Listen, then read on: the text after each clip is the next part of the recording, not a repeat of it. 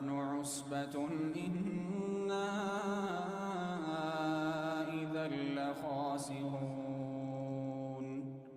فلما ذهبوا به وأجمعوا أن يجعلوه في غيابة الجب وأوحينا إليه لتنبئنهم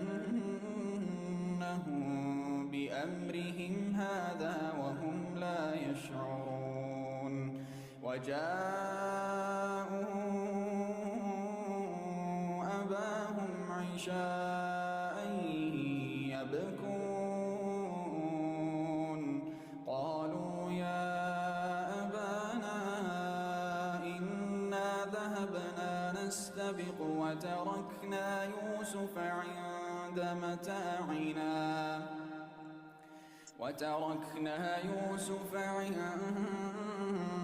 متاعنا فأكله الذئب وما أنت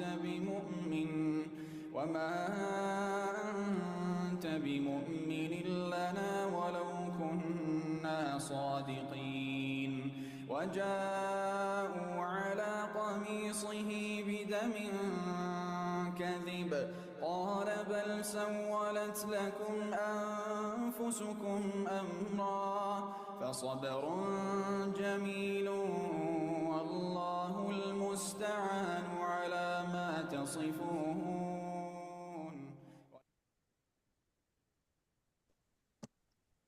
Baik, Bismillahirrahmanirrahim. Assalamualaikum warahmatullahi wabarakatuh.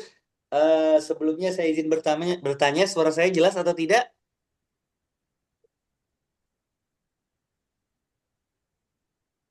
Jelas, Eh, jelas. Jelas, oke, Pak. baik. Oke, langsung kita mulai aja ya. Sebelumnya saya ucapkan terima kasih banyak kami ucapkan terima kasih banyak untuk teman-teman sekalian yang sudah hadir menyempatkan waktu di tengah kesibukannya masing-masing. Alhamdulillahirabbil alamin. Wa bihi nasta'in wa ala umuri dunya waddin wassalatu wassalamu ala asyrafil anbiya'i wal mursalin wa ala alihi wa sahbihi ajmain amma ba'du. Pertama-tama marilah kita panjatkan puja dan puji syukur kehadirat Allah Subhanahu wa taala yang telah memberikan kita nikmat sehingga kita dapat berkumpul di acara rapat malam ini, dan salawat serta salam kita curahkan kepada Nabi besar Muhammad SAW yang telah membawa umat manusia dari zaman kegelapan hingga zaman terang benderang. Gimana kabarnya nih teman-teman sekalian? Udah malam gini masih tetap semangat nggak nih?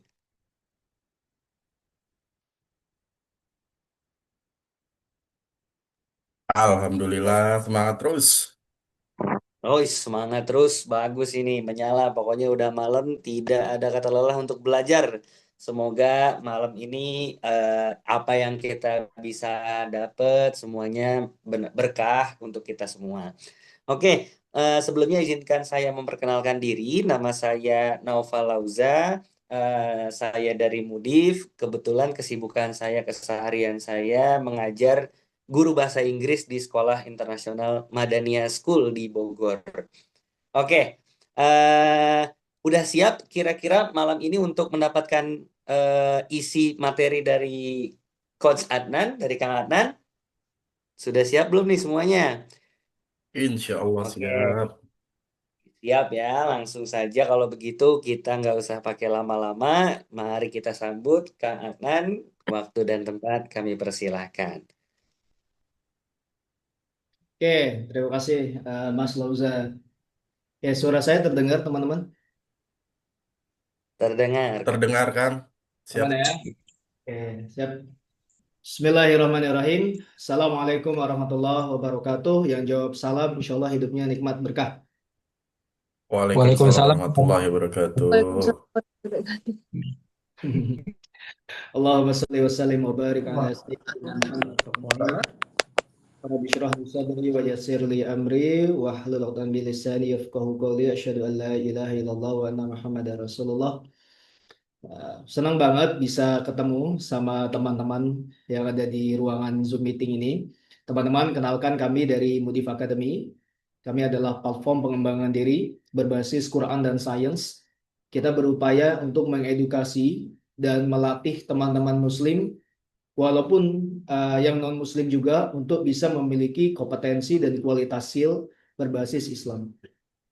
Nah, malam hari ini malam yang spesial teman-teman, karena bisa jadi malam ini menjadi malam solusi yang teman-teman cari selama ini. Bisa jadi malam ini adalah perantara daripada Allah untuk bisa merubah hidupnya teman-teman. Maka dari itu, kami pribadi di Mudif, kami selalu menjunjung tinggi adab dalam belajar dan mengajar. Salah satunya adalah teman-teman benar-benar dalam kondisi siap untuk belajar.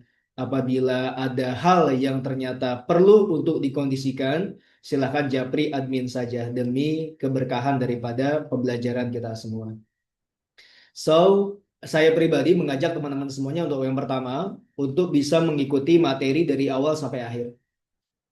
It's very important. Kenapa? Karena banyak hal yang sebenarnya Allah sudah hadirkan dalam hidup kita.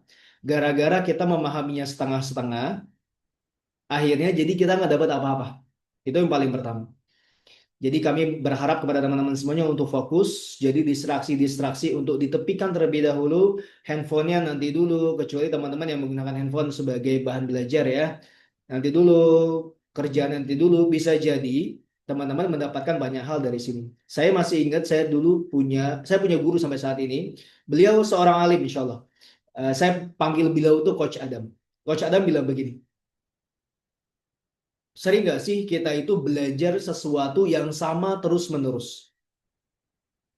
Sampai satu titik kita ngerasa gue udah ngerti, gue udah tahu, gue udah paham. Ngapain gue belajar lagi? Oke, pertanyaannya adalah, kalau emang lu nggak perlu belajar lagi, kenapa selalu jatuh di lubang yang sama? Kenapa selalu jatuh di masalah yang sama? Nah, bisa jadi karena ketika kita belajar, kita tidak fokus. Nah, menariknya, walaupun kita belajar berkali-kali, mungkin nanti akan ada kosakata yang sama, pemahaman yang sama, konteks materi yang sama. Bisa jadi karena kita fokus, kita akan mendapatkan angle atau visual yang berbeda daripada yang kita pelajari sebelumnya. Yang kedua, teman-teman silahkan untuk on kamera, itu kita wajibkan untuk belajar. Tapi kalau teman-teman ada udzur syar'i apapun itu, silahkan sampaikan ke admin Mudif Academy ya, atau Mudif Consulting di situ. Nah, yang ketiga, teman-teman silahkan nanti sepanjang sesi, teman-teman boleh screenshot nggak apa-apa. Boleh screenshot materinya, silahkan halal. Mau share di konten di media sosial juga boleh. Dan insya Allah apa-apa yang kita coba praktekkan di sini, ini adalah bahan yang insya Allah bisa membantu kehidupan teman-teman semuanya. Kita langsung mulai aja ya, teman-teman boleh ya? Ya, karena waktu kita nggak lama ya. Oke, sudah tampak belum ya, teman-teman? Sudah, Kang. Sudah ya? Aman, Kang, aman, aman. Mana ya, mana ya, mana ya. Tapi sebelumnya saya mau kenalan dulu dong, teman-teman di sini. Mohon maaf, teman-teman di sini dari mana saja? Terus ya nama, panggilannya siapa? Terus dari mana? Aktivitasnya apa dan kenapa mau ke sini? Nah, boleh sambil saya coba setting ya. Ada yang perlu saya setting dulu. Ya silakan Oke, guys. Silakan Mas Lauza. boleh Yuk. boleh kenalan. Saya ambil alihnya dari Bapak Ahmad, boleh deh Bapak Ahmad. Namanya Sambil di, siapa dan sambil di chat kesibukannya? juga boleh. Hmm. Oke, dari yang nickname-nya Bapak Ahmad ini belum bisa. Oh, oke, siap. Assalamualaikum warahmatullahi wabarakatuh. Waalaikumsalam. Perkenalkan, saya Marifai dari Ogan Komering Ilir, kesehariannya PNS. Oke, Sudah. terima kasih Pak. Baik, selanjutnya ini ada Kak Aini Zuryati, boleh. Ya, salam kenal teman-teman. Nama saya Aini dari Depok. Oke, Depok. kesibukannya apa ini? Sekarang lagi bekerja jadi guru, Oh, guru SD. siap. Oke, selanjutnya, makasih Kak Aini. Mas Mamet, Siap. Assalamualaikum warahmatullahi wabarakatuh. Waalaikumsalam. Salam kenal, Kang Lauza. Kang Adnan. Kang Adnan izin, si Dinda sudah sehat? Salam Oh kenal ya, semua, lagi-lagi saya masih ini Mamet. ya, masih proses. Siap, siap, siap. Mudah-mudahan cepat Ya, sehat. Kita doakan insya sama-sama. Allah. Amin, amin, amin. Makasih banyak ya, Mas Hamid. Siap. Salam kenal, saya Mamet. Saya dari Depok. Aktivitas sehari-hari sekarang usaha, bisnis. Mungkin itu aja. Salam kenal buat teman-teman semua. Oke, Siap. selanjutnya yang belum ini ada Kak Renita. Oh iya, boleh disebutkan juga ya harapannya ikut sesi ini apa nih kira-kira. Coba langsung Kak Renita. Ibu Renita.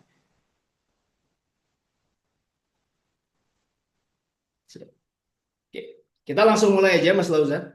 Ya, Oke, siap. ya. Kita Waktunya langsung mungkin ya, terbatas. mulai aja ya. Kita Teman-teman boleh semuanya, bisa. silakan fokus. Ya, ya Allah, jadikanlah siapapun yang hadir pada malam hari ini, jika memang mencari solusi, Engkau hadirkan solusi saat ini juga. Jika memang mencari ketenangan, Engkau berikan ketenangan. Jika memang mencari hikmah, Engkau hadirkan hikmah dari setiap permasalahan yang dia hadapi. Oke, Bismillahirrahmanirrahim. Let's go.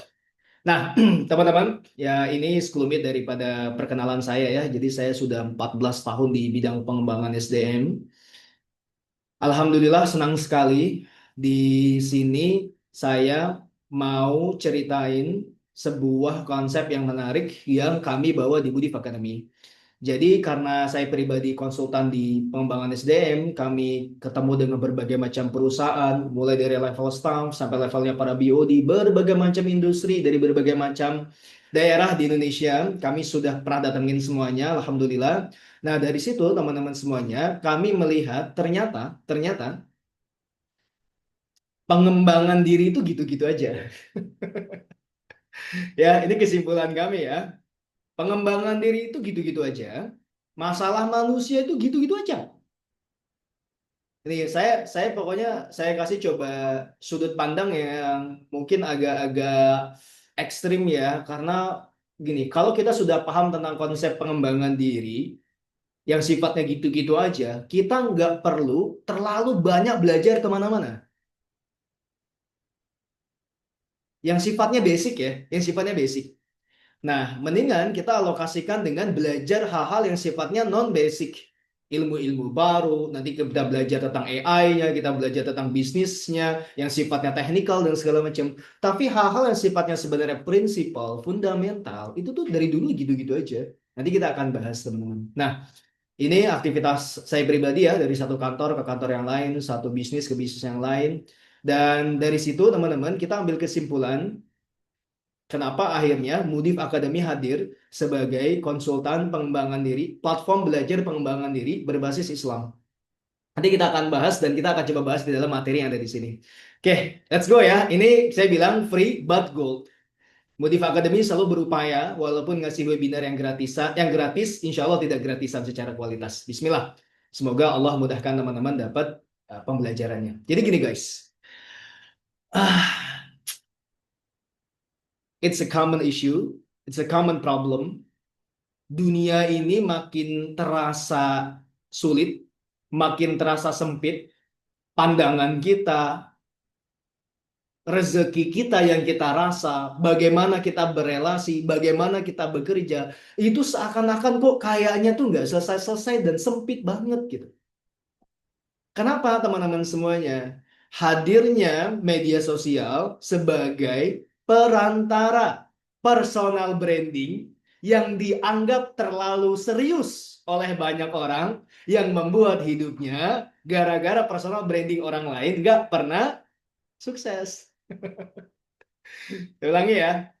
Gara-gara media sosial yang memang idealnya menampilkan apa-apa yang perlu tampak hebat di sosial, seakan-akan kita akhirnya jadi tidak punya standar dan merasa hidup kita sampai kapanpun tidak lebih baik daripada orang lain. Dan itu tidak pernah selesai. Tidak pernah selesai.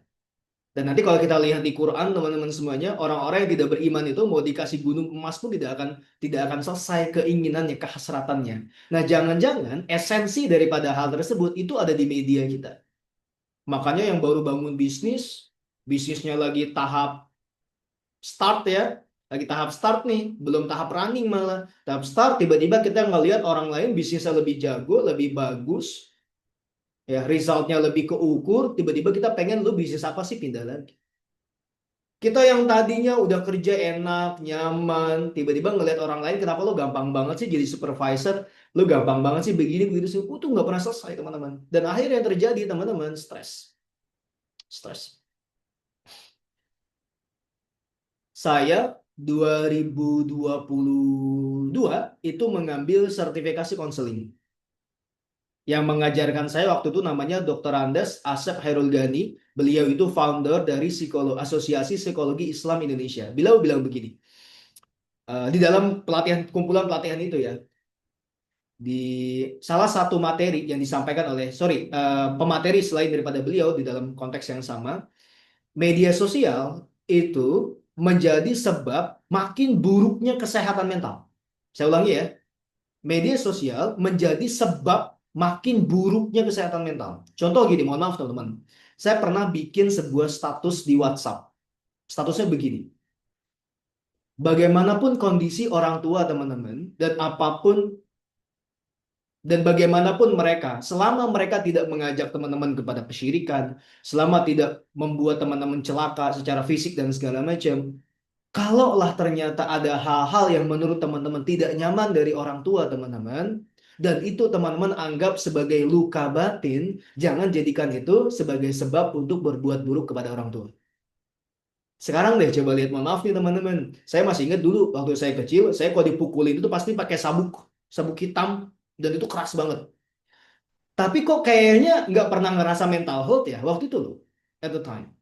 Maksudnya, kenapa? Karena memang ya orang tuh ngerasa biasa saja di saat itu. Bahkan saya masih ingat dulu waktu saya di sekolah itu, ya ini tidak boleh ditiru ya teman-teman, tapi ya tidak boleh juga ada di sekolah gitu. Saya masih ingat saya sering ditempeleng bolak-balik gitu. Entah pakai sendal karet atau pakai sepatu PDL. PDH dan PDL. PDL itu sepatu yang depannya itu ada besinya. Tapi entah kenapa saya nggak dendam gitu sama atasan saya gitu. Karena memang kita ngerasa itu pun hal yang biasa. Nah, ketika hadirnya media sosial yang sebenarnya itu kecil, jadi tampak besar. Ciri-ciri suami toksik gitu. Padahal mungkin itu taraf yang biasa saja. Karena mungkin suaminya pun punya masalah dan segala macam. Tapi karena pengaruh media sosial, make it worse. Nah, dalam konteks rezeki, apa hubungannya Kang Adnan? Gitu lah teman-teman. Nah, dari sini nanti kita akan belajar teman-teman. Ternyata kalau misalnya kita tidak bisa mengelola diri dengan baik, kita akan selalu merasa kurang. Lihat nih, banyak orang ngerasa sudah kerja keras, ibadah jalan, doa nggak putus. Gue ulangi ya, banyak orang ngerasa sudah bekerja keras, ibadah jalan, doa nggak putus. Tapi kok hidupnya kayak, lihat kata kuncinya, kayak mentok di situ-situ aja ya. Padahal begitu banyak loh orang yang mau ada di posisi teman-teman. Tapi kenapa kita kayak always feeling mentok gitu? Dan indikator paling utama kita hidupnya mentok itu nggak tenang. Selalu nggak tenang. Bisnis nggak tenang, kerja nggak tenang, berkeluarga nggak tenang, di rumah nggak tenang, bahkan scrolling sosmed aja nggak tenang. But we are working hard. Do as good as worship to Allah, never ending praying. Tapi kita kayak ngerasa hidupnya mentok, nggak tenang.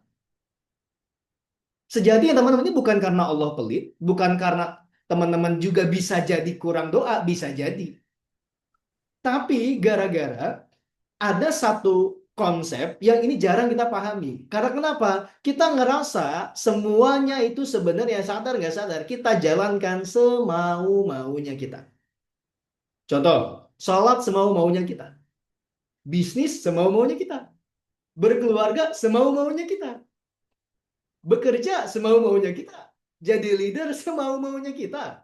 Jadi istri semau-maunya kita. Jadi anak semau-maunya kita. Nah, pertanyaannya, apakah yang semau-maunya itu memberikan manfaat yang menghadirkan ketenangan teman-teman dan memperluas rezeki? Karena jangan sampai terjebak di kata semaunya. Ini kita akan lihat. Maka jangan-jangan rezeki sempit itu gara-gara apa-apa tuh kita merasa semaunya. Apa yang dimaksud dengan semaunya, Kang Anan? Let's go, kita lanjut. Kita pemahaman dulu ya teman-teman dengan konsep rezeki. Saya dulu ya, walaupun saya dulu di pesantren, saya agak tidak terlalu banyak nih bahas tentang literatur agak dalamnya nih. Akhirnya kita baru belajar nih. Ternyata gua kira tuh gini, gua kira yang namanya rezeki itu, sorry ya, bentar ya. Nih.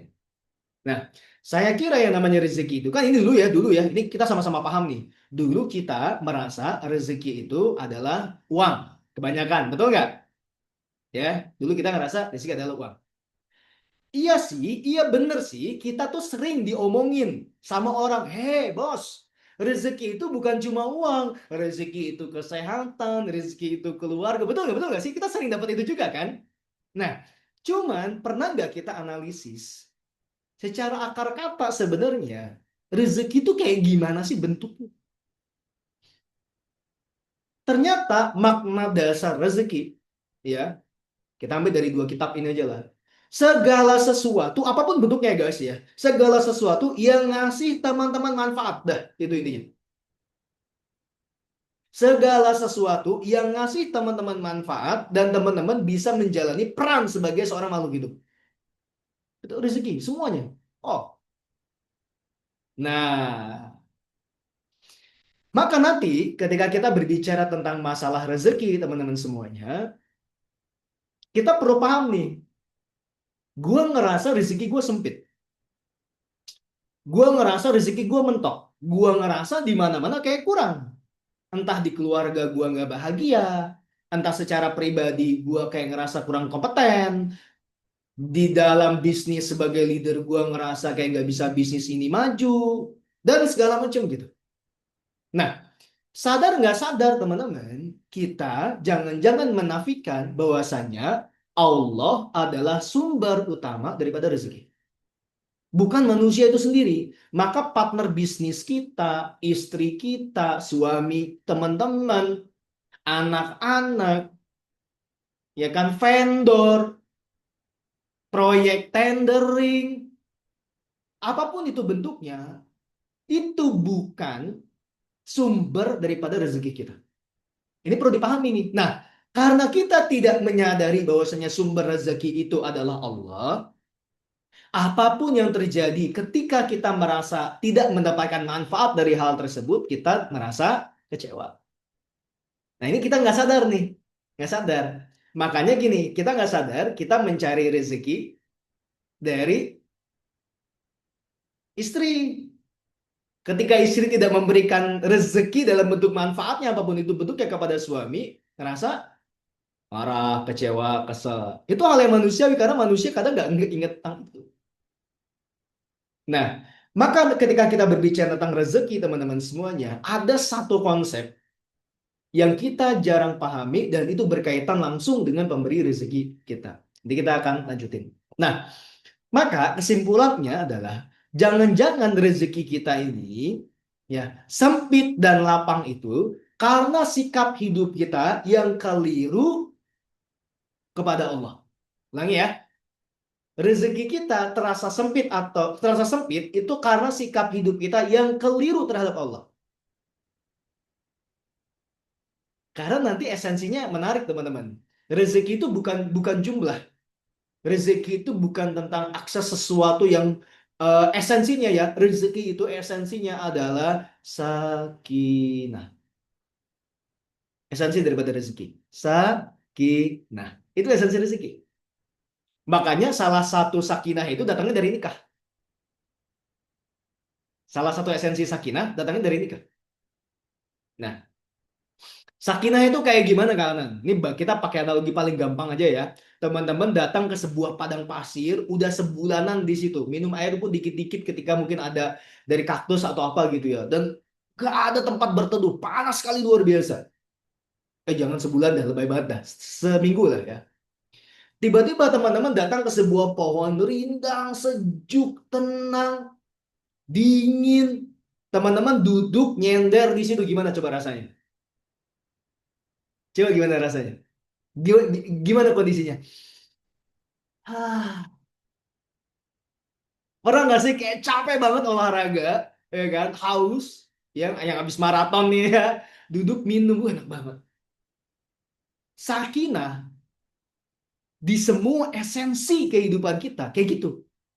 Di keluarga sakinahnya kayak gitu, di bisnis sakinahnya kayak gitu, di kerjaan sakinah kayak gitu.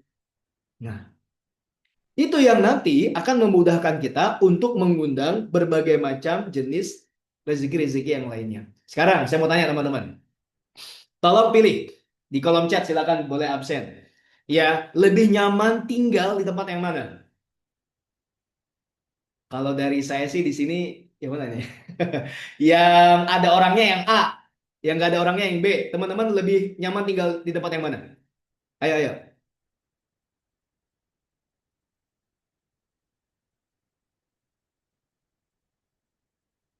Silakan teman-teman. Lebih nyaman di tempat yang mana? Yang B. Kenapa? Kenapa? Kenapa? Kenapa? Kan sama-sama ada kasurnya, sama-sama ada mejanya. Kenapa teman-teman pilihnya yang B? Bersih, rapi, rapi, sejuk, bersih, tenang, karena rapi dan tenang teratur. Oke, oke. Teman-teman, keep dulu ya. Oke, lanjut lagi ya. Lanjut lagi. Yang kedua, menurut teman-teman, kondisi mana yang akan menjaga manusia? Yang A atau yang B?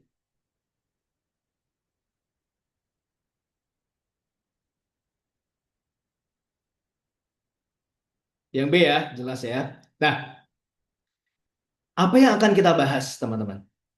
Yang kita akan bahas adalah sebuah konsep keberaturan. Adalah sebuah konsep algoritmik. Nah, lanjut ya. Lanjut dulu, lanjut dulu. Nah, apa itu Kang Adnan? Sebuah konsep keberaturan. Apa itu Kang Adnan? Sebuah konsep algoritmik. Itu yang disebut dengan pola. Pola. Apa itu pola? Sesuatu yang sifatnya teratur. Ada standarnya. Ada ukurannya. Kita punya rumah, ya, pintu kita katakanlah 2,5 kali 1.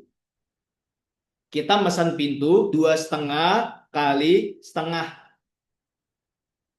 Cocok nggak sama pintu rumahnya? Enggak kan? Maka sebenarnya pintu rumah kita itu algoritmanya sudah jelas. Cuman kita semena-mena pasang sesuatu yang nggak cocok. Clear? Nah, apa efeknya teman-teman? Ya nggak akan terlindungi rumah kita. Kalau misalnya ternyata ada angin dari depan. Kalau ternyata ada maling. Clear ya? Di situ yang disebut sebagai kebocoran rezeki. Ulangi ya, kebocoran rezeki. By the way, ini yang off cam aman ya, teman-teman. Please. Aman, Kang. Masih menyimak. Let's go. Thank you, Azrin ya. Nah, kita lihat teman-teman. Di surat Al-Mulk ayat 3, Allah tuh menciptakan hidup tuh dengan nizam. Nizam itu sistem. Sistem keberaturan. Gini, segala sesuatu yang Allah ciptakan di muka bumi ini, algoritmanya, sistemnya, aturannya clear, jelas. Dan masing-masing daripada sistem itu akan memberikan efek kepada hal yang lainnya. Maka ketika sistem atau aturan itu dirusak, maka dipastikan hal tersebut, barang tersebut, manusia tersebut pasti rusak. Pasti rusak. Nah, inilah yang disebut sebagai algoritma ilahi.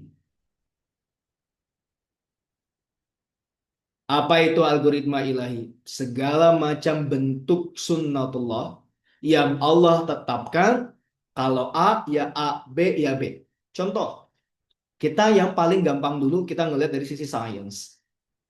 Kalau kita haus, teman-teman semuanya, apa yang harus teman-teman lakukan untuk menghilangkan haus tersebut?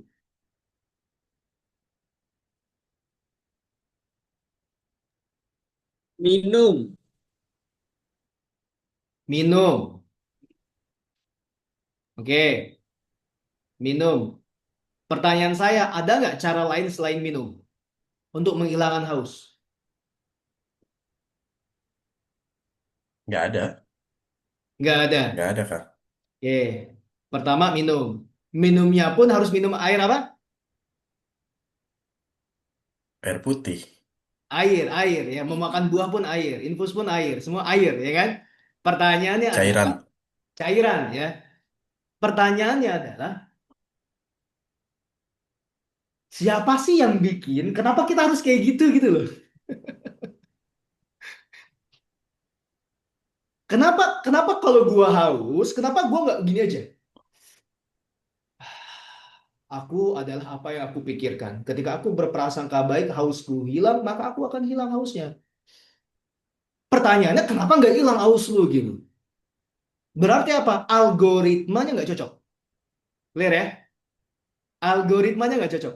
Nah, algoritma yang cocok untuk menghilangkan haus adalah memberikan air. Ya, memasukkan air, paling gampangnya air putih untuk kita minum. Lagi. Ada nggak cangkok mata? Ada? Ada nggak? Ada. Ada nggak cangkok tangan? Ada. Ada. Ad- Pertanyaan adalah, kenapa cocok gitu ya? Ini kan mata orang. Ini kagak ada listriknya, men. Dicopot, ditaruh di mata orang. Kok bisa nyala? Ya nggak? Nah, ada di New York Street, di Times Square. Itu lucu banget begini. Ini perdebatan antara yang Muslim sama ateis begini. Tuhan itu nggak ada gitu. Ya, karena semuanya terjadi secara tidak sengaja. Pertanyaannya adalah ketidaksengajaan serapih apa yang membuat kenapa mata kamu sama mata saya tepatnya sama di situ? Kenapa nggak mata kamu ada di sini aja? Kenapa nggak mata si B ada di belakang kepala aja? Gitu. Nah, kita udah paham lah kayak gitu. Makanya orang yang mengaku tidak adanya Tuhan ya itu udah kuadrat lah jahilnya. Nah, maka teman-teman semuanya, segala macam bentuk aktivitas kita, apapun bentuknya teman-teman, apapun bentuknya, itu kan esensinya rezeki, betul nggak? Yang menghadirkan manfaat kan? Nah, ketika kita menjalankan algoritma ilahi ini, yang sifatnya pattern-pattern yang clear itu, yang ngebuat rezeki kita stabil. Ulangi ya, stabil. Begini, lu kalau minta rezeki, jangan cuma kaya doang, nggak enak. Semuanya. Kaya juga, istri solihah, suami solih baik gitu.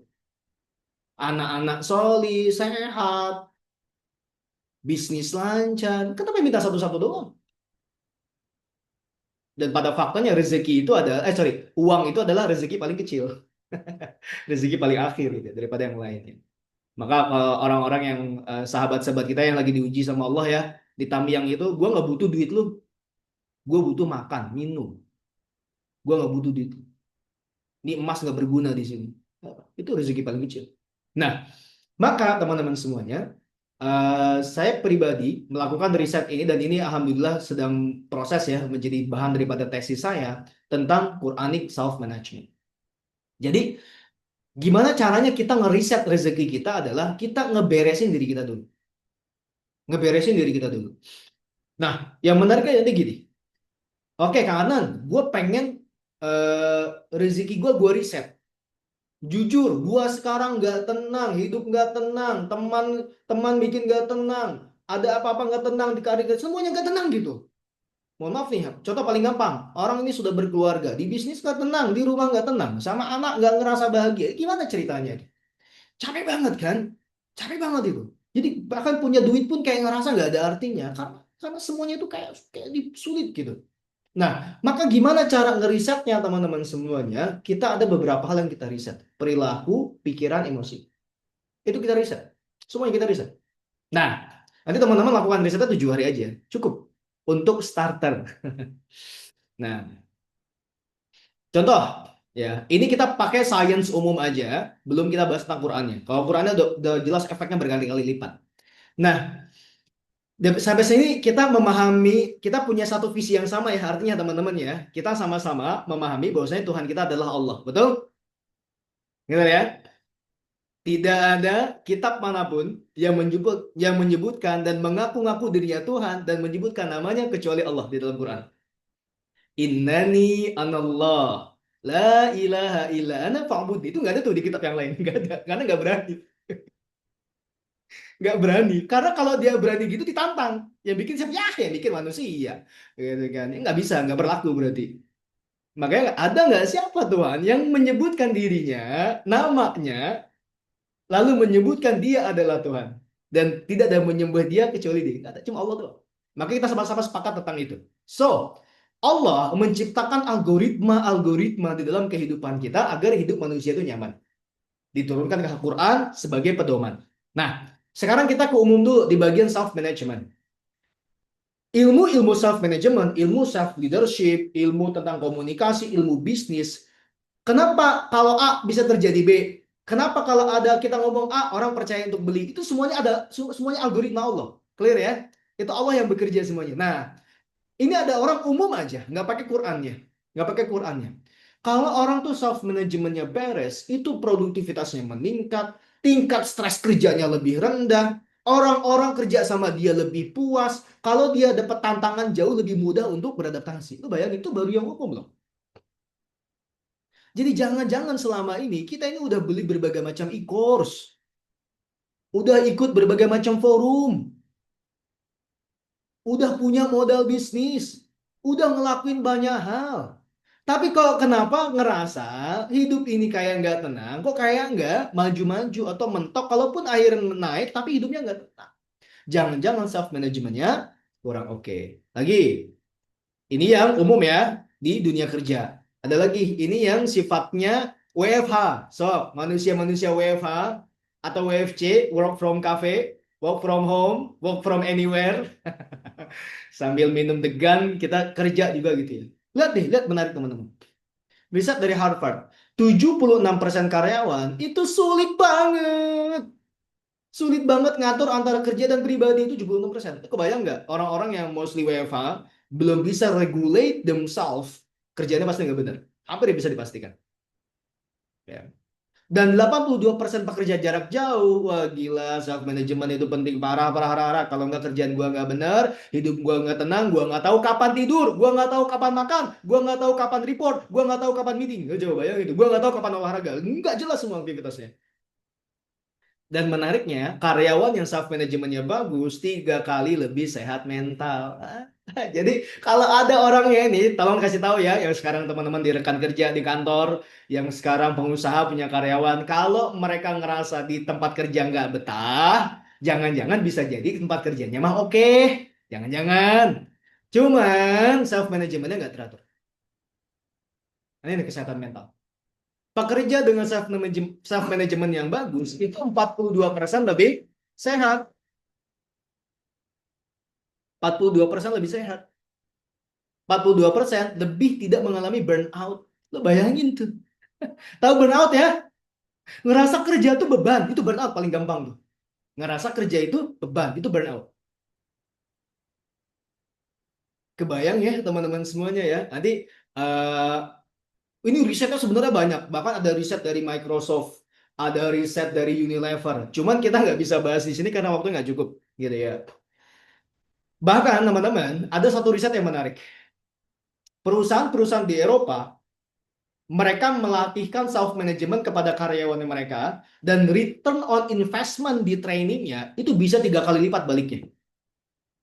Ngeluarin modal 100 juta buat training karyawan, itu dari efisiensi, sama dari return-nya atau dari efektif result-nya gitu ya, atau dari keuntungannya, itu mereka bisa 3 kali lipat. Dari 100 juta bisa untung 300 juta. Pertanyaan saya, dari yang umum aja. Dari yang umum dulu nih. Dari umum dulu aja. At least, ya kita pakai algoritmanya Allah, tapi teman-teman katakanlah tidak kenal Quran gitu ya. Itu aja udah bisa 3 kali lipat produktivitasnya. Kebayang ya? Yang tadinya duitnya 1 juta sebulan, at least 3 juta sebulan. Naik lagi dong. Dari 3 juta sebulan makin produktif. Kali lagi berapa? 9 juta dan segala macam. Kayak gitu tuh. Ya kan? Nah, sekarang kita lebih dalam ke konsep rezeki. Nah, ini saya dapat, ini belajar langsung dari Ustadz Adi ya. Ustadz Adi Hidayat. Sebenarnya ada 4 konsepnya. Saya lupa tuliskan semuanya. Yang pertama gini teman-teman. Tolong dicatat. Rezeki itu pasti diberikan sesuai kadar ikhtiar. Ini makanya self management itu sangat penting. Rezeki itu pasti diberikan sesuai kadar ikhtiar. Lo makin pintar, makin tinggi networkingnya, makin banyak pengalamannya, makin jago ngerjain tugasnya, wajar nggak dibayar lebih mahal? Wajar nggak selesai lebih cepat? Betul ya teman-teman ya? Ya kan? Wajar ya? Ya, ada efforts di situ. Nah, ada yang kedua. Rezeki itu datang sesuai kadar niat. Nah, ini kita akan bahas coba lebih dalam. Dunia atau akhirat itu ternyata ngasih efek yang berbeda dalam ngasih rezeki. Perbedaan dalam meletakkan intensi dalam bekerja, berbisnis, beraktivitas, intensinya dunia dengan intensinya akhirat, ternyata algoritmanya Allah itu bekerja berbeda efeknya. Nanti kita akan bahas. Yang ketiga, teman-teman, kadar keimanan menentukan keberkahan rezeki. Nah, ini jangan dianggap remeh nih. Ada gini. Saya baru baca tulisannya Ustadz Abdul Somad. Ada seorang kiai soleh. Mungkin beliau nggak belajar tentang konsep manajemen organisasi. Ditanya nih sama orang, Pak Yai, kenapa santri Pak Yai bisa puluhan ribu? Apa rahasianya Pak Yai? Jawabannya apa? Wes, banyakin sholawat aja. Nggak nyambung ya. Nggak nyambung ya. Ya kan? Tapi kata Ustaz Abdul Somad, ada loh magister bisnis, magister manajemen. Ya, baru bikin rumah Quran 20-an, habis itu beberapa bulan rumah Qurannya bubar. Nah, algoritma Allah pun bekerja terhadap orang-orang ini. Siapa itu? Orang-orang yang kadar keimannya menghadirkan keberkahan daripada Allah. Dan itu di luar nalar semua nanti. Tadi kalau di dalilnya itu wa may yattaqillah yaj'al lahu makhraja wa yarzuqhu min haitsu la yahtasib, itu dahsyat. Ya. Nah, sekarang kita coba bahas yang merah, datang sesuai kadar niat. Dan ini nanti yang membedakan antara Quranic self management dengan self management biasa yang bikin kita sering kali pusing dan capek, lelah, nggak tenang. Karena seakan-akan kita dipaksa jadi robot, harus ngerjain A, ngerjain B. Ya, kita kayak dipaksa jadi robot, ngerjain A, ngerjain B, tapi kita nggak tenang. Nah, tapi Quranic self management itu beda. Walaupun nanti kita disiplin, walaupun nanti kita kerja keras, tapi hidup kita tenang. Nah, kita lihat teman-teman di bagian sini. Datang sesuai dengan kadar niat. Ini saya yakin sebagian besar belum tentu paham bagaimana algoritma ini bekerja. Kita lihat. Di hadis Nabi SAW, ketika orang itu bangun pagi, dan yang pertama kali dipikirinnya adalah dunia, maka Allah akan buat di depan matanya kefakiran. Selalu ngerasa miskin. Lihat. Orang-orang yang niat kerja, niat bisnis, niat berkeluarga, niat berorganisasi karena urusan dunia, maka algoritma Allah, manajemennya Allah bekerja sebagaimana bekerja sifatnya dunia. Apa sifatnya dunia, teman-teman? Terbatas, betul nggak? Ayo, siapa yang bisa makan 10 kali sehari dengan porsi banyak? Nggak bisa. Begak perut kita. Semaruk-maruknya kita buka puasa, nggak kuat. Terbatas. Harus buang air pula. Harus tidur. Ngerasa kurang lah. Ngerasa takut lah. Sedih lah. Luka lah. Sakit lah. Bukankah itu adalah esensi dunia? Betul nggak? Esensi dunia kan? Semuanya serba terbatas. Betul nggak teman-teman? Serba terbatas kan? Nah, lihat. Ketika kita berorientasi dunia dalam hal menjemput rezeki, ketika kita menggunakan cara-cara dunia dan meninggalkan cara-caranya Allah dalam menjemput rezeki, yang kita anggap entah apapun itu termasuk salah satunya adalah harta, maka inilah yang sering akan hadir di dalam kehidupan kita sehari-hari. Selalu ngerasa takut, selalu ngerasa sedih, selalu ngerasa luka, selalu ngerasa kurang, selalu ngerasa terbatas, tidak tenang sekali, luar biasa. Karena kenapa? Esensi dunia, liyabluwakum ayyukum ahsanu amalan, tempat ujian kan. Jadi kayak ngerasa diuji terus gitu. Karena esensinya dunia. Nah, kata Ustadz Adi Hidayat, ketika esensinya akhirat, teman-teman, maka algoritma Allah bekerja berbeda. Cara-cara kita adalah cara-caranya Allah. Bekerja kita bekerja dengan caranya Allah. Berbisnis dengan caranya Allah. Bermuamalah, berkeluarga dengan cara-caranya Allah. Maka apa yang terjadi, teman-teman? Sakinah itu turun, menghadirkan keberkahan, dan membuat kita, kok kayaknya cukup ya? Padahal nggak masuk akal loh ini. Kok bisa ya cukup ya? Kok bisa ya makan ya? Kok orang-orang tuh pada senang sama saya? Kok pada peduli ya? Kok kayak apa-apa gampang? Padahal ini susah loh sebenarnya. Tapi kok dimudahin ya? Bahagia, sehat, dan kata kunci paling besar adalah tenang. Tenang di sini bukan tenang dalam bahasa Indonesia. Tenang di sini bukan tenang dalam bahasa Inggris, calm, mindful, apapun itu bukan. Tapi tenang di sini di dalam bahasa Arab, bahasa Quran, sakinah. Dan di bahasa Quran yang lain, itmi'nan. Makanya kenapa tuma'ninah itu dalam sholat itu penting. Nah, tahu ya teman-teman tuma'ninah ya? Dari kata itmi'nan, itma'anna yatma'innu, tenang, berdiam diri, gini. Makanya kenapa di Quran, di Al-Baqarah awal itu, ya, ala bidzikrillahi tatma'innul qulub, betul nggak?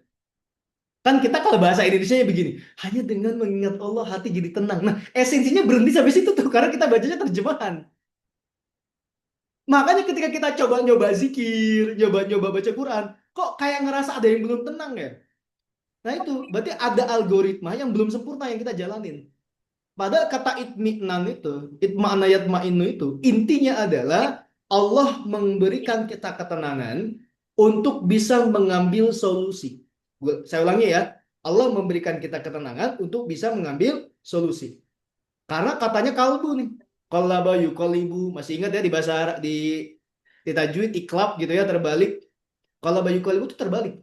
Jadi bayangin, kita ini punya hati kita ada 4 level ya. Salah satu levelnya adalah kalbu. Itu tuh kerjaannya bolak-balik, kanan kiri atas bawah, nggak tenang, suuzon. Wah, luar biasa ya. Nggak tenang nih, wah istri gue begini, anak gue begini, saudara gue begini, tempatan gue nggak tenang nih, wah gimana nih. Makanya kenapa orang emosi ngambil keputusan pasti nyesel. Nah, ala bidzikrillahi tatmainnul qulub itu membuat yang tadinya bolak-balik ini dia diam, maka ibarat dia sebuah mangkuk, kita bisa mengambil sesuatu dari mangkuk itu dengan tenang. Itu itminan, dan itu tenang tuh di situ. Lo bayangin ya, ketika Quranic self management ini terpatri di dalam manusia itu, maka apapun bentuk dan tantangannya hidupnya tenang. Inilah yang ditampilkan oleh orang-orang beriman di Palestina yang membuat mereka apapun keadaannya itminan. Itu nggak masuk itu di dalam riset psikologi. Gila ini kok bisa nggak masuk, itu pasti mental health semua itu kalau orang umum. Kenapa bisa kayak gitu? Tadi. Nah, maka ketika self management seseorang rapi, hidupnya pasti rapi. Ketika hidupnya rapih, maka ia sedang berjalan mengikuti algoritmanya Allah. Dan lihat, dan ketika seseorang berjalan sesuai algoritmanya Allah, maka rezeki hadir mengikuti sunatullahnya. Makanya seringkali dihadirkan sebagai sesuatu yang kadang nggak masuk akal. Kok gue ngerasa tenang aja ya, walaupun karir gue nggak sekece orang gitu. Gue still banyak kontribusinya, temen oke, keluarga, gitu loh. Jadi kayak Allah hadirkan itu, rasa.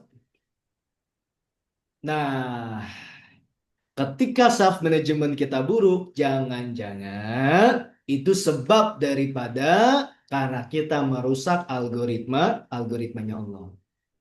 Di hadis riwayat Ahmad, sesungguhnya seseorang bisa terhalang rezekinya karena dosa yang ia lakukan. Sederhana, kita punya air gelas ya, gelas mineral ya. Sebenarnya rezekinya itu datang ya, cuman mentok aja, mentok. Ya, gimana mau nambah Pak? Datang aja mentok karena kenapa? Terputus daripada dosa. Gitu ya. Kenapa dia bisa melakukan dosa? Karena dia merusak algoritma ilahi. Apa yang dia rusak? Rusak algoritma ilahinya, self managementnya rusak. Nah, ini ada sebuah model namanya nanti abis ini kita akan tanya jawab dan ngobrol ya teman-teman ya. QSM Model of Self Management. Intinya ada berapa Kang Anton? Ini ada berapa? Ini yang akhirnya kami temukan. Bisa jadi mungkin ada manajemen yang lain, tapi secara inti itu cuma 5 aja. 5 aja. Ya, 5. Yang pertama adalah manajemen fokus. Manajemen fokus ini bukan ngomongin tentang gua kerja fokus di depan laptop, bukan. Beyond, di luar daripada itu, yang membuat kita pasti autofokus juga kalau kita dapat. Apa yang dimaksud dengan manajemen fokus ini? Secara umum ya, karena kalau latihan ini perlu 2 sesian. Nah, manajemen fokus ini teman-teman secara sederhana adalah dimulai dari intensinya tadi. Mulai dari intensinya. Lu bangun paginya kayak gimana? Tujuan bisnisnya kayak gimana? Niatnya seperti apa? Dan nanti bahkan kita akan lihat di ayat-ayat produktivitas.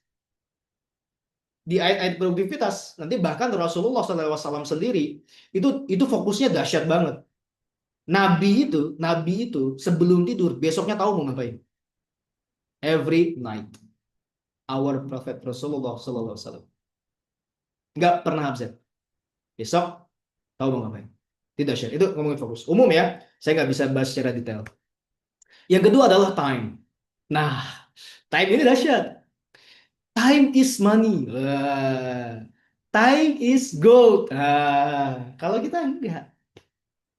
Time is amanah. Time is amanah. Ya kan?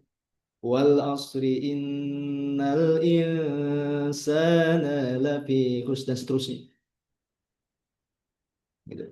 Makanya kata-kata waktu itu dahsyat banget teman-teman. Wal fajr, wal laili idza as'as, wasubhi idza tanaffas. Itu dahsyat tuh. Itu kalau kita memahami algoritmanya, itu kita nggak sembarangan loh. Lu tuh nggak bisa disamain antara malam dan pagi itu hal yang berbeda. Waja'alna al-laila libasa waja'alna an-nahara ma'asya. Jangan dibalik. Itu algoritmanya Allah itu. Itu bagi orang-orang yang berpikir jangan dibalik. Gitu ya. Detailnya nanti kita bahas ya. Oke, yang ketiga adalah physical. Manajemen fisik. Mohon maaf nih, yang sekarang gampang capek siapa ayo? Masih muda, usia 20-an, dikit-dikit sakit perut, dikit-dikit pusing. Ya, dikit-dikit lemes. Masih 20-an loh. Yang masih 20-an, halo? Ya, what's wrong with this generation? Ayo coba. Kenaon eta teh kalau bahasa Prancisnya mah kan.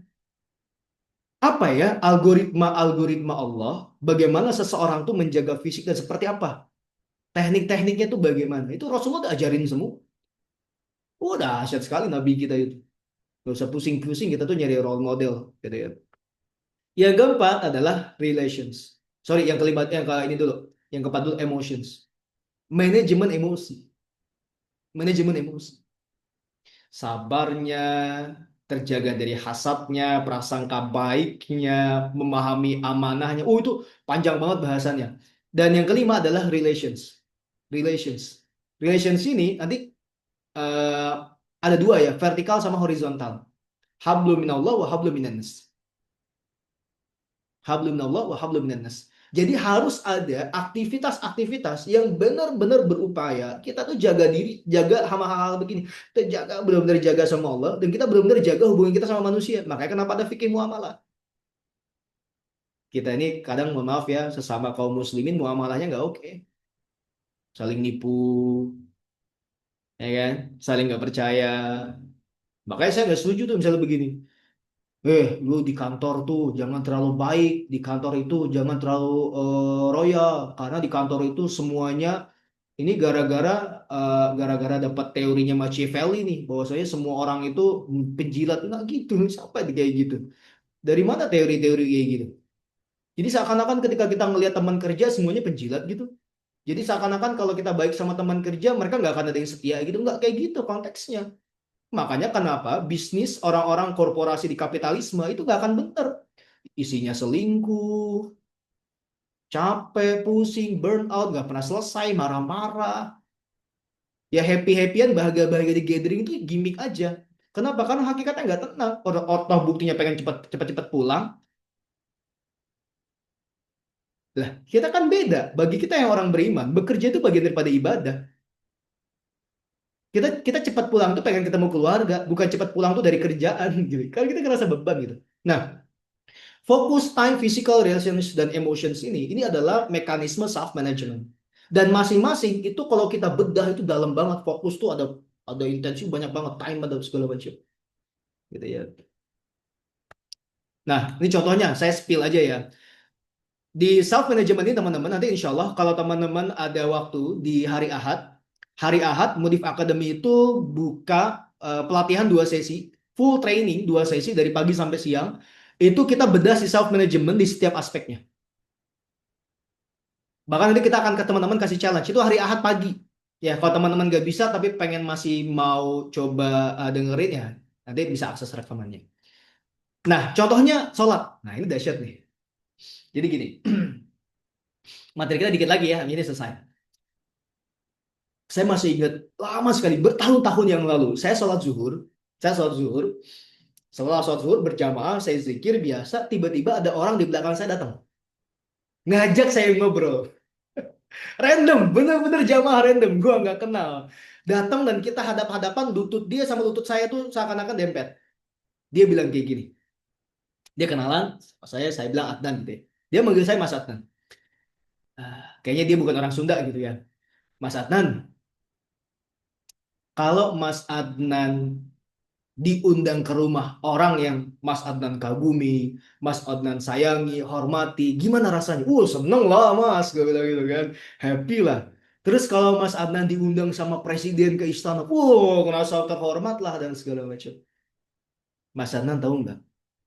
Azan yang kita panggil tadi, itu adalah surat cintanya Allah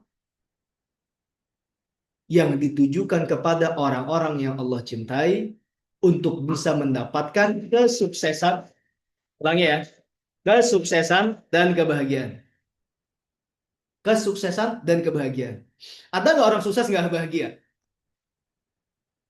Sukses, dapat duit, terkenal, bunuh diri, nggak tenang, takut, kemana-mana takut. Ini enggak, garantinya adalah sukses, bahagia. Dan tahu nggak Mas Adnan, panggilan azan itu persis banget seperti isi daripada surat-surat yang sering kita dapatkan kalau dapat undangan. Coba deh teman-teman lihat kop surat. Kop surat paling awal di atas itu apa itu isinya? Yuk ngobrol-ngobrol on mic. Paling awal di atas itu apa? Alamat pengirim ya, maksudnya Kepada yang terhormat, Kang. Bukan, yang Kepada paling yang atasnya dulu, Mas Mamet. Paling atasnya dulu, paling atas. Assalamualaikum, salam. Bukan.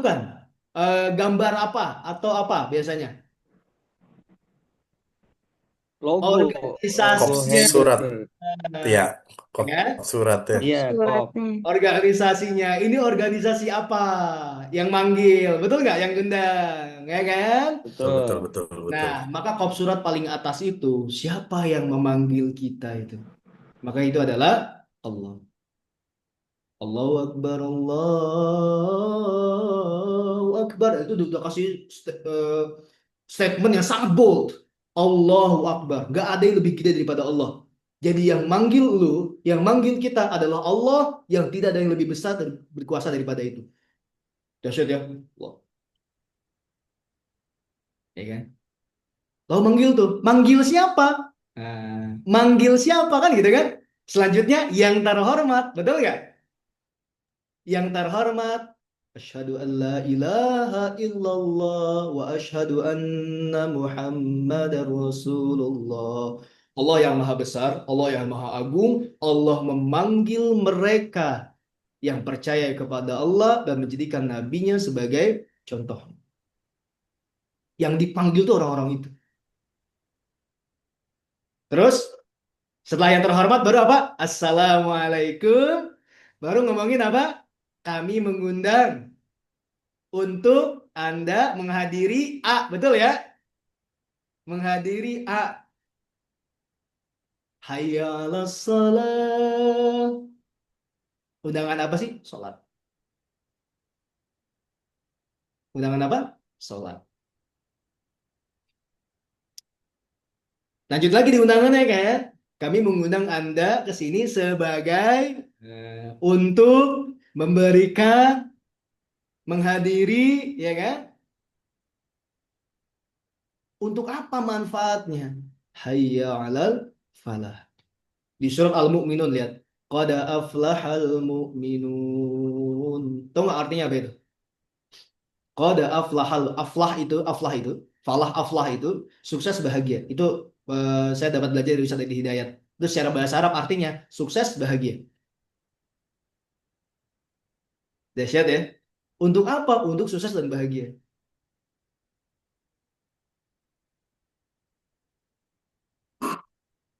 Dahsyat ya. Terus ya ditutup kan? Ditutup lagi kan? Dah hayya 'alas shalah, hayya 'alal falah. Ditutup dengan apa teman-teman? Allahu Akbar. Iya kan? Ditutup dengan kalau kita di surat ditutup dengan tertanda. Ya, ditutup dengan tertanda siapa? Kepala sekolah. Betul nggak? Tertanda adalah Allah. Siapa Allah itu? La ilaha illallah. Kata kuncinya itu di la ilah. Kata kunci itu di ilahnya. Kata kunci itu di ilahnya. Ah, orang-orang kafir Quraisy, mereka tuh tahu yang nyiptain bumi itu Allah. Makanya kenapa dulu nama-nama anak mereka pun Abdullah sama. Rabbunallah. Tahu.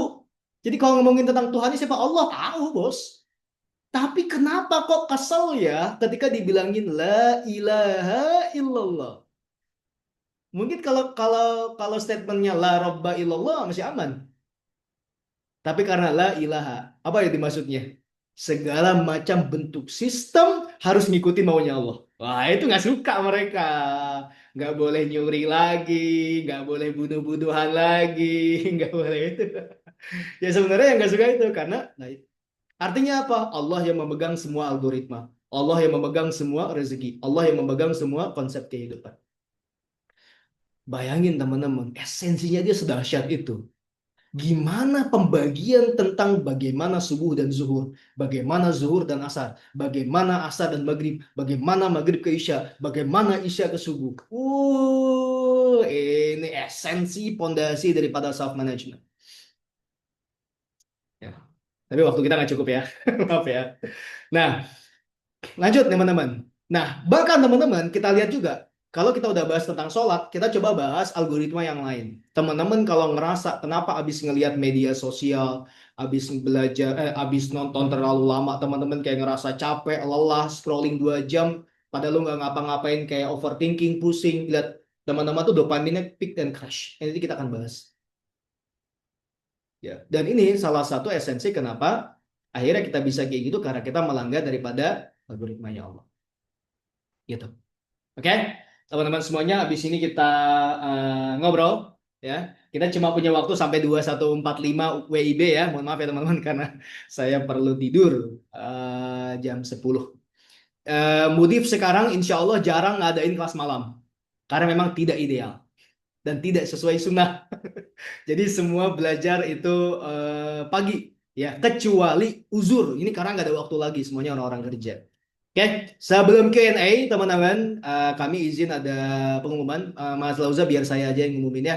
Jadi teman-teman, insya Allah ke depannya, kanan 7 Days Challenge-nya gimana? Spill-nya adalah rapihin algoritmanya Allah.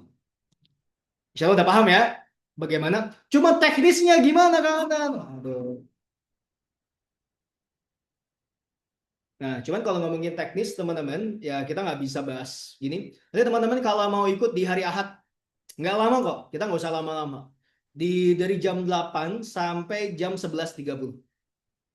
Full, live. Nah, ini sesi pertama, ini sesi kedua. Ya, di self management batch yang lain ini nggak dapat nih, karena kemarin cuma satu sesi. Ya, peserta self management yang kemarin itu boleh resit, free. Ya, teman-teman sekali ikut ini free resit sampai kapanpun dan dimanapun selama kelasnya masih ada, gitu ya. Jadi silakan boleh ikut. Ini pembahasannya itu di hari Ahad. Kalau ternyata teman-teman nggak bisa ikut di bagian live-nya, ya mau akses rekamannya juga boleh. Monggo, silakan aja. Oke, itu aja teman-teman semuanya. Insya Allah nanti kalau info bisa di-share sama teman-teman admin atau di kolom chat Zoom. Silakan, Mas Lauza. Baik, wah ini sebelumnya kita ucapkan terima kasih dulu ya kepada Coach Adnan telah memawarkan materi. Nah, ini menarik sekali yang tadi saya highlight ya. Dari judulnya kan kenapa hidup mustaq dan gimana riset rezeki dalam 7 hari. Nah, gimana kita mikirin rezeki aja kalau kita belum dapat nih konsep rezeki itu apa sih? Dan tadi, aduh,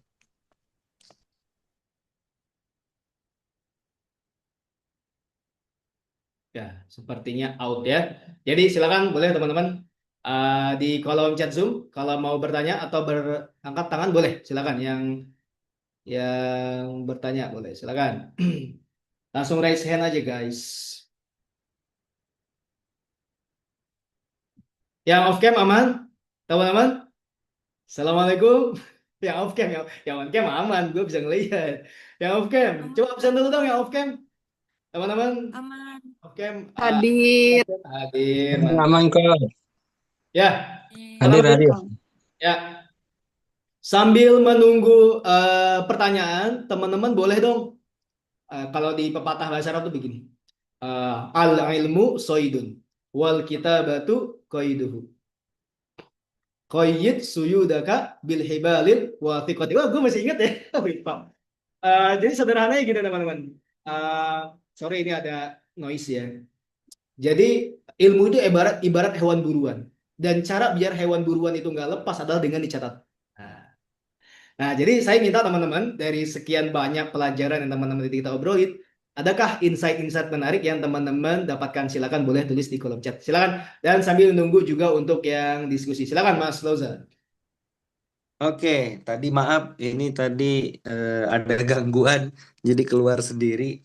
Oh iya, tadi beberapa yang saya highlight jelas esensi rezeki sendiri itu adalah sakinah, ya.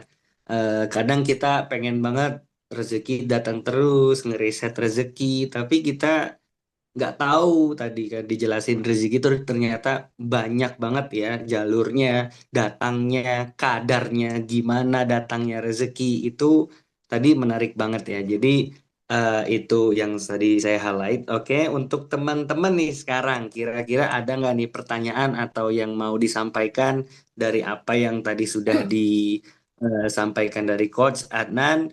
Kira-kira dari teman-teman ada yang ingin menyampaikan sesuatu atau ingin bertanya?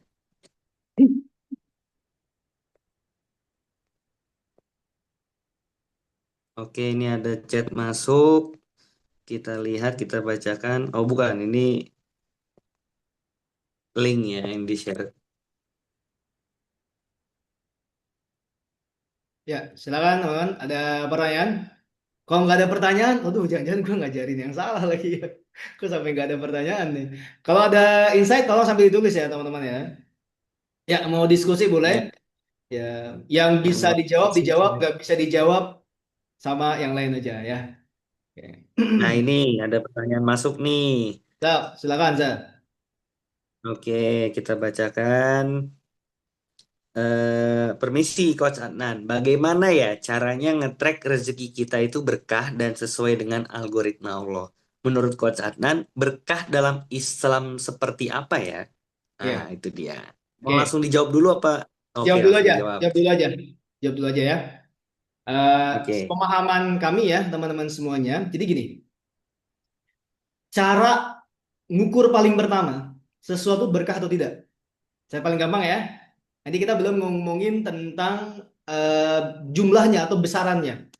Tapi cara mengukur sesuatu berkah atau tidak, ketika kita ngerjain hal tersebut, kita makin dekat kepada Allah. Itu paling gampang. Ketika kita ngerjain hal tersebut, kita makin dekat sama Allah. Contoh, ketika kita bekerja, kita makin dekat sama Allah. Ketika kita belajar, kita makin dekat sama Allah. Ketika kita berbisnis, kita makin dekat sama Allah. Ketika kita berkeluarga, kita makin dekat sama Allah. Gini, Kang Adnan, saya kerja loh. Cuman kan dan saya nggak ini kok, maksudnya nggak ngerjain produk yang haram. Tapi saya kok nggak rajin sholatnya ya, nggak baca Qurannya. Nah, mungkin bukan zatnya yang keliru, cara dalam bekerjanya itu tidak berkah. Misal, ya mengedepankan, mengakhirkan waktu sholat, ya tidak memahami muamalahnya, produknya halal, tapi muamalahnya merugikan orang. Nah, itu nggak berkah. Nah, lalu ukuran besar kecilnya bagaimana? Berkah itu dalam bahasa Arab al-barakah hiya ziyadatul khair. Bertambahnya kebaikan. Bertambahnya kebaikan. Jadi sederhananya begini. Kalau secara subjektif, tadi kerjaan kita halal, kita tidak merugikan orang lain, kita bekerja dengan baik, kita tidak melupakan hak-hak kita kepada Allah dan hak-hak kita kepada manusia, maka kok entah kenapa uang kita yang sedikit itu kok kayaknya nggak habis-habis. Sebenarnya rezekiku tuh nggak nentu loh Mas Adnan, Kang Adnan, tapi entah kenapa aku bisa hidup, aku bisa nyekolahin anak-anakku dan segala macam. Banyak nggak kisah orang-orang soleh yang nggak masuk akal semua keluarga sejahtera? Baru, baru. Ya. Jadi tanda paling utama itu makin deketin sama Allah apa enggak? Nikah halal nggak teman-teman? Nikah halal nggak? Ya. Tapi ada nggak orang habis nikah, suaminya mohon maaf ya, jarang ke masjid, nggak pernah baca Quran. Istrinya belum Allah izinkan mendapatkan hidayah untuk berhijab dan segala macam. Halal kan? Nah, apa yang dilakukan di dalam proses pernikahannya, apakah halal atau jangan-jangan nggak pernah ngaji, nggak pernah sholat jamaah, nggak pernah ngeluarin kata-kata baik, nggak pernah saling mengingatkan dalam kebaikan. Jadi hidayah itu nggak datang. Ya, jadi berkah itu di situ. Itu yang saya dapatkan dari guru-guru saya ya.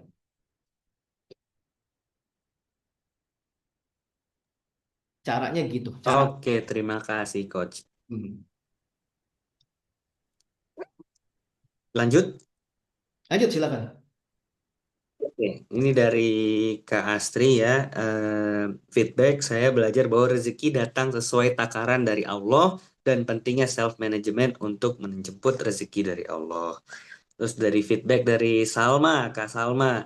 Paling kena soal penjelasan makna dari setiap kalimat azan. Sudah pernah dengar sedikit tentang panggilan azan itu adalah panggilan kesuksesan. Cuman baru banget denger nih tentang penjelasan per kalimat yang diibaratkan sama undangan. Oke, lanjut dari Kak Danu. Intinya harus mendefinisi ulang kata rezeki sesuai dengan Islam. Dengan itu aja saya rasa setengah anxiety kita bisa hilang. Kalau pakai definisi rezeki yang umum, yang cenderung dibuat dari kacamata materialisme, agaknya kita banyak stresnya dan banyak gagal pahamnya. Oke, thank you Lauza. Kita berhenti sampai situ dulu ya. Kita berhenti sampai situ. Ini Oke. mana? Ya ini Danu nih, masih di Jerman nggak Danu ya? Oke, ini Danu yang Jerman bukan sih? Oke, I don't know. Nah, teman-teman, ini menarik. Ketika akhirnya memang rezeki itu tadi konteksnya materialisme, padahal itu rezeki paling ujung, paling kecil gitu, paling kecil itu. Contoh gini, ada yang bilang begini, eh, ada orang bilang uang itu tidak bisa membelikan kebahagiaan. Ini gue bisa membelikan kebahagiaan, orang tua gue umroh, segala macam gitu. Itu hati-hati tuh kayak gitu tuh. Hati-hati. Jangan-jangan justru malah keikhlasan kita berhubungan dengan orang lain jangan-jangan didasari oleh uang. Berarti seorang istri harus taat kepada suaminya itu ketika suaminya uangnya banyak doang gitu. Berarti kalau suaminya uangnya lagi nggak banyak, berarti dia nggak taat gitu. Berarti nggak bahagia gitu keluarganya, nggak kayak gitu konteksnya. Makanya capek kita kalau memahami konteks di luar daripada algoritmanya Allah. Pada rezeki itu luas sekali teman-teman. Teman kita yang peduli, konten-konten yang konten-konten yang mendorong kita jadi kebaikan, termasuk nggak ada yang tahu loh, nggak ada yang tahu kenapa ya dari sekian banyak orang yang mungkin membutuhkan materi ini, teman-teman yang Allah undang, itu rezekinya Allah. Sayang Allah sama teman-teman, sayang. Itu rezeki kan luar biasa. Tempat yang baik, tempat yang bersih, tempat yang sejuk, semuanya rezeki. Jadi banyak sekali rezeki kita itu. Jadi bayangin ya teman-teman ya, kita ini punya 100% rezeki. Dan harta katakanlah 10% atau 5%-nya. Kita menafikan yang 95% itu. Makanya kenapa ketika kita menafikan yang 95% itu, padahal itu bagian daripada algoritma Allah yang harus disyukuri, kita fokusnya ke yang limanya ini, maka lihat teman-teman. La in syakartum la azidannakum wa la in kafartum inna adzabi lasyadid. Maka konteks ayat itu kayaknya nggak dapat di dia. Karena dia tidak bersyukur yang lain, dia tidak bersyukur terhadap kebaikan daripada istrinya, nggak bersyukur terhadap kebaikan daripada orang-orang di sekitarnya, nggak bersyukur terhadap baju yang dia kenakan, tidak bersyukur terhadap minuman yang dia gunakan. Makanya kenapa teman-teman semuanya algoritma Allah itu saking lengkapnya itu ngebuat hidup manusia itu enak. Ya. Bahkan dari kita minum aja sama Allah algoritmanya diukur. Contoh gini, kenapa Nabi sunnah minumnya itu 3 kali? Nafas buang 3 kali. Coba lihat esensinya. Bukan yang itu melatih ketenangan. Duduk, bismillah, bismillah. Coba. Dibandingin teman-teman minum glok, glok, glok, glok, glok, glok. Coba lihat. Ya kan? Nah, itu hal yang berbeda tuh. Jadi banyak banget konsep-konsep algoritma Allah yang mungkin belum kita. Kira-kira. Ya, teman-teman. Salma pengen dengar jelasan tentang dopamine crash. Aduh, waktunya nggak cukup. Salma, kalau mau ikut nanti di Quranic Self Management dibahas semuanya detail. Ya. Oke, lanjut. Lauza. Ini ada dari Fani Muspiko. Lalu rezeki apa yang paling berharga, Coach? Apa dekatnya kita kepada Allah gitu? Ya, itu paling berharga. Tahu nggak kenapa? Karena kalau kita udah dekat sama Allah, pasti Allah urusin semuanya. Paham nggak teman-teman? Kan gini, dunia kan yang punyanya Allah. Sumber rezeki dari Allah. Gitu. Jadi kayak, udah pasti Allah urusin. Pasti Allah urusin. Pasti teman-teman. Pasti Allah urusin. Ustadz Khalid Basalamah tuh bilang begitu. Banyak nih orang ngira kalau dikasih hukuman sama Allah tuh anak sakit, uang nggak ada, belum bayar kontrakan, nggak bisa kuliah S2. Kita ngerasa hukuman Allah tuh datangnya kayak gitu. Padahal hukuman Allah paling dahsyat apa? Ketika Allah tidak ingin orang itu menyebut-nyebut nama Allah. Ketika Allah tidak ingin, Allah nggak mau orang tersebut menyebut nama-namanya. Itu adalah hukuman paling besar daripada Allah. Gus Baha. Rezeki terbesar itu adalah ketika Allah masih mengizinkan kita untuk bersujud kepada Allah. Itu besar sekali itu rezekinya. Perbedaan antara sujud dan tidak itu membuat manusia masuk surga dan tidak. Sebesar itu perbedaannya. Sedahsyat itu. Dan Allah sudah jamin. Barang siapa dekat sama Allah, wa may yattaqillah yaj'al lahu makhraja wa yarzuqhu min haitsu la yahtasib. Kita bertakwa sama Allah, kita dekat sama Allah, kita mengikuti algoritmanya Allah, Allah pasti bukakan semuanya dan gak usah khawatir.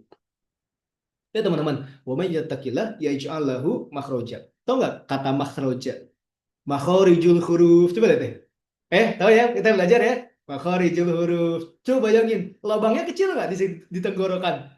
Malah kayak dempet gak sih? Dempet gak sih tenggorokan ini? Kok tiba-tiba bisa keluarin suara yang besar kayak gini, halo gitu. Seorang ulama bilang makhroja itu persis kayak gitu. Dan itu analoginya seperti kandangnya dap. Dap kadal gurun, kadalnya segede gini, kadalnya segede gini, ya tapi lubangnya kecil. Masuk akal nggak keluar masuknya?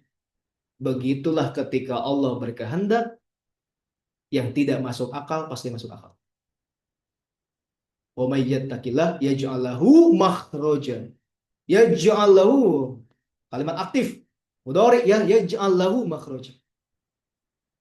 Wa yarzuqhu yarzuq lihat ya. Yarzuq dan memberikan rezeki dari arah yang gak diduga-duga. Tiba-tiba ada orang soleh yang nasehatin dia, tiba-tiba dapat suami yang baik, tiba-tiba dapat mertua yang baik, dapat tempat kerja yang tenang.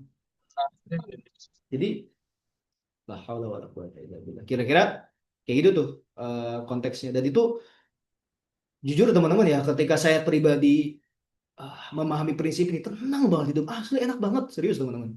Nikmat. Insya Allah apa-apa yang saya sampaikan, tim-tim Modif sampaikan, itu insya Allah kami implementasikan dulu teman. Kami nggak ngajarin sesuatu yang bahkan resultnya aja kami nggak ngerasain gitu ya, buat apa juga ya. Nggak akan seemosional itu gitu ngajarinnya. Karena kita nggak tahu. Tuh. Kang, algoritma Allah itu apakah definisinya sama kayak perintah Allah yang memiliki algoritma Allah itu sistemnya Allah. Semua aturan Allah lah, bahasa paling gampang itu. Kita pakai bahasa algoritma untuk memudahkan gitu ya. Semua aturan Allah. Apapun bentuknya. Ya. Entah sholat, entah sabar, entah sedekah, apapun itu bentuknya. Entah menjaga hal-hal yang lainnya. Itu semuanya adalah algoritma mekanismenya Allah. Maka ketika mekanisme itu, mizannya itu akhirnya, mizan dan nizomnya itu, timbangan dan keaturannya itu dicabut, atau kita tidak lakukan, maka rusak. Rusak. Itu yang terjadi kepada Sumatera saat ini. Manusia-manusia serakah, manusia-manusia tidak tahu diri, merusak algoritmanya Allah. Dan menyebabkan kerugian bagi orang lain. Itu dahsyat sekali hisapnya itu. Gue sih nggak kebayang hisapnya kayak gede, segede apa itu. Bayangin ya, Sayyidina Umar aja takut keledai terperosok di masa kepemimpinan dia sebagai khalifah. Ini bukan keledai lagi yang terperosok, teman-teman. Ribuan manusia meninggal karena ulah-ulah pemimpin-pemimpin yang tidak bertanggung jawab. Pemimpin-pemimpin yang tidak menaati algoritma ilahi, rusak. Pasti rusak. Dan itu pasti hidupnya nggak tenang. Siapa bilang tenang? Bahagia-bahagia, ketawa-ketawa, habis ngebabat hutan. Nggak ada yang tahu hatinya itu. Anaknya gimana, perasaan gimana, tiap malam nggak bisa tidur. Itu udah jaminan Allah itu. Saya lupa di surat apa ya?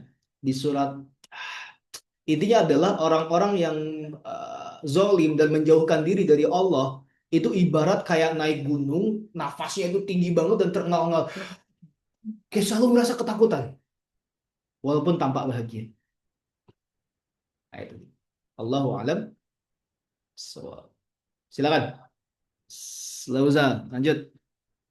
Oke, ini yang terakhir ada dari Kak Zakia. Ini bagus banget, tapi panjang banget ya. Mungkin bisa dibaca di kolom chat masing-masing. Ya, ya, Ini ya. intinya, jadi eh, bener-bener kalau dibaca sih bagus banget ini. Apa menjiwai sekali tulisannya ya. Saat azan berkumandang, aku diingatkan bahwa Allah masih memanggilku. Itu saja udah nikmat yang besar. Masih diberi waktu, masih diberi kesempatan, masih diberi hati yang bisa tersentuh. Nafas yang berjalan pelan, tubuh yang mungkin lelah tapi masih mampu berdiri, air untuk berwudu, suara azan yang sampai ke telinga, semua adalah karunia yang sering luput disyukuri. Jika untuk sekedar datang menghadap saja aku masih diundang, berarti Allah belum menyerah padaku. Maka bagaimana mungkin aku meremehkan nikmat sekecil apapun jika setiap detik hidupku masih dijaga, diarahkan, dan diberi kesempatan untuk kembali kepadanya. Masya Allah. Ini mantap. Allah Akbar. Ya, barakallah. Silakan, ada pertanyaan lagi teman-teman? Yang lain, apakah Yang masih masih ada ada insight, pertanyaan? boleh ditulis insight-nya. Oke, kalau tidak ada kita closing statement aja ya. Ya, karena biar cepat istirahat. Ya. Bismillah teman-teman. Boleh. Ya, lanjut ya Mas Lauza ya. Jadi secara sederhana, ketika kita memahami algoritmanya Allah itu, dan kita menjalani self managementnya itu, nanti kita akan gampang ngelihatnya teman-teman. Misalnya gini, gini. Saya kasih kisah agak panjang dulu ya. Coba, I will make it shorter, kayak gini. Nabi Adam, Nabi Adam alaihissalam. Jadi bumi awal diciptakan ini kan semuanya buat kita ya teman-teman ya, sebagai khalifahnya. Maka Adam, Adam dan bumi itu, saya ulangi ya, Adam dan bumi itu satu kesatuan. Nabi Adam dan bumi itu satu kesatuan. Jadi kalau Nabi Sulaiman bisa merintah apa itu, Adam sama alam itu satu kesatuan. Maka hewan buas, apa semuanya itu tunduk semua sama Adam. Nggak ada hewan buas itu mau nerekam Adam itu nggak ada. Karena ini tahu superior pemimpin bumi. Nah, ketika terjadi apapun terhadap bumi, maka Adam sebagai pemimpinnya dia terasa, tahu, peka. Nah, ini adalah esensi leadership di dalam Quran, esensi leadership dalam Islam yang nggak banyak dipakai. Nggak banyak dipakai di pemahaman-pemahaman leadership di umum. Apa itu? Peka terhadap lingkungan. Nggak banyak dijelasin. Peka terhadap lingkungan. Contoh, ketika Kabil membunuh Habil, maka itu adalah pertumpahan darah pertama kali, dan itu adalah masuknya darah pertama kali ke buminya Allah. Oke ya? Masuknya darah pertama kali ke buminya Allah. Nah, saat itu antara terjadian pembunuhan itu dengan Nabi Adam tuh jauh. Kalau saat itu di Mekah kemana gitu. Nah, tapi ketika hal tersebut terjadi, Adam tuh langsung merasakan kok anginnya kayak beda ya. Anginnya kayak beda ya. Kok airnya kayak beda ya. Kok tumbuh-tumbuhannya kayak beda nih. Pasti terjadi sesuatu. Dahsyat ya teman-teman ya. Pasti terjadi sesuatu. Maka benarlah ternyata Habil dibunuh oleh Kabil. Dan yang memberitahukan, ini dalam sirah ya, dan ini saya ditukil langsung dari Ustaz Budi Asari, pakar sejarah. Yang memberitahukan Nabi Adam, siapa yang membunuh daripada anaknya adalah bumi. Jadi bumi itu ngasih tahu kepada Adam, Adam anakmu dibunuh. Ya. Dan darah ini telah menggetarkan bumi. Nah, apa dalam konsep kita ngomongin tentang rezeki, ngomongin tentang self management? Kalau misal kita ngerasa tidak tenang, kita ngerasa rezeki kita sempit, kita ngerasa badan kita nggak sehat, kita ngerasa anak-anak kita mengeluarkan kata-kata yang tidak baik, kita merasa ada hal yang tidak nyaman di dalam organisasi kita, perilaku orang-orangnya dan segala macam. Jangan-jangan itu adalah tanda dari Allah untuk membuat manusia berpikir pasti ada yang tidak beres. Jadi cara ngukurnya gitu ya, pasti ada yang tidak beres. Ya, maka kami mengajak teman-teman semuanya, yuk, ya teman-teman di riset semuanya hal-hal yang kurang oke dan segala macam kita riset, dan kami mengundang teman-teman semuanya tentunya for sure ya di hari Ahad bagian teman-teman bisa, bahkan saya bilang luangkan karena jangan sampai bertahun-tahun masalahnya di itu doang gara-gara nggak tahu standar self managementnya kayak gimana.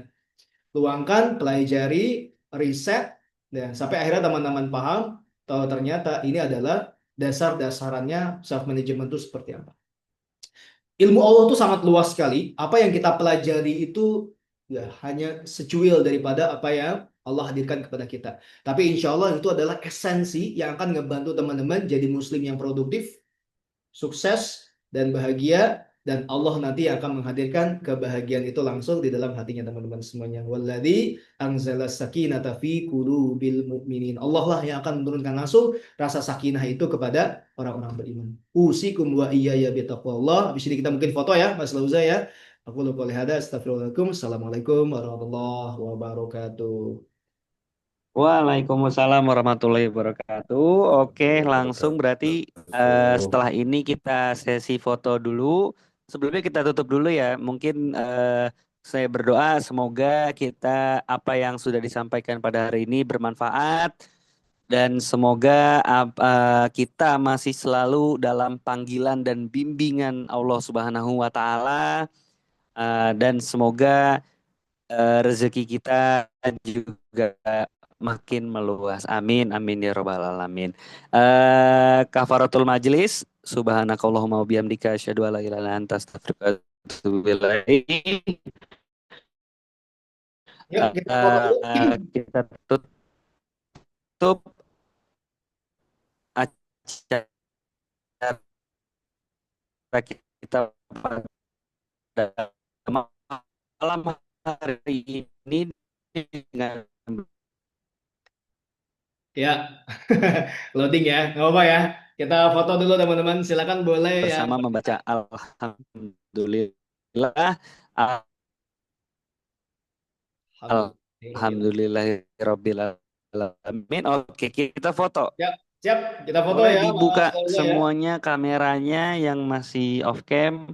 Ya, silakan foto. Dan teman-teman, kalau tadi ada admin sudah Setelah share ya. foto Kalau mau bikin baru insight story, kita boleh mention kita. boleh Ya, buka. kan 1, 2. Wait. Sudah yang mau on-cam?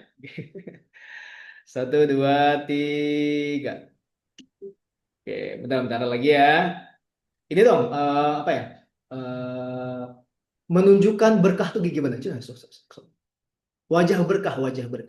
1, 2, 3. Wajah berkah gimana?